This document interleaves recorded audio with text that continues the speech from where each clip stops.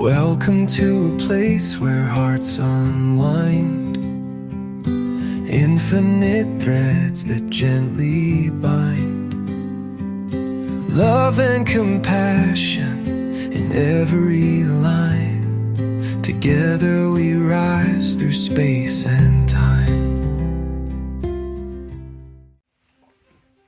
Welcome back to Infinite Threads. I'm your host, Bob. There's something about this time of year that brings a certain kind of light back into the world. Not just in the shop windows or the houses wrapped in strings of color, but in something more subtle, something softer. You've probably seen it. That moment when someone's eyes catch just a little more light than usual, when they soften or brighten or sparkle with something warm that wasn't there a second ago. Sometimes it's because they were surprised by kindness. Sometimes it's because someone remembered their name. And sometimes it's because even just for a moment, they felt like they mattered. And that look, that unmistakable shimmer of being seen, being cared for, being loved, that's the real Christmas light. That's the one we can give to each other. And today, I want to talk about how. We spend so much of our lives walking past people who are dimming. Not because they're broken or bad, but because they've gone a long time without anyone reflecting their worth back to them. They've learned to stay in the background, to manage their own hurt, to go unseen so they don't risk rejection, to keep their heart behind glass because it was safer that way. And what they don't expect, what catches them completely off guard, is when someone comes along and doesn't ask for anything, but simply offers warmth. It doesn't take much. You slow down. You look them in the eyes. You speak to them like they matter. Not because they've earned it, but because they do. And suddenly, there's that flicker. Something comes back to life. It's easy to underestimate these moments. We tend to think that for love to matter, it has to be big or dramatic or newsworthy. But the truth is, most of what keeps people going never shows up in headlines. It's the small kindness in the middle of a hard day, or the gentle tone when someone was bracing for criticism. You know, the unexpected note, the check-in, the extra seat saved, the offer to help without being asked. These are the things that restore people. And sometimes that restoration looks like light returning to someone's eyes. You might not know what they're carrying. You might never find out how much your words meant. You may not get a reaction at all, but that's not the point.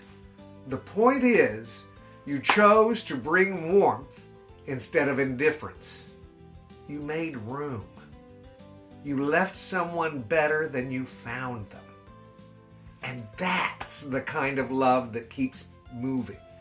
It spreads in quiet ways. One conversation, one gesture, one softened look at a time. Especially this time of year.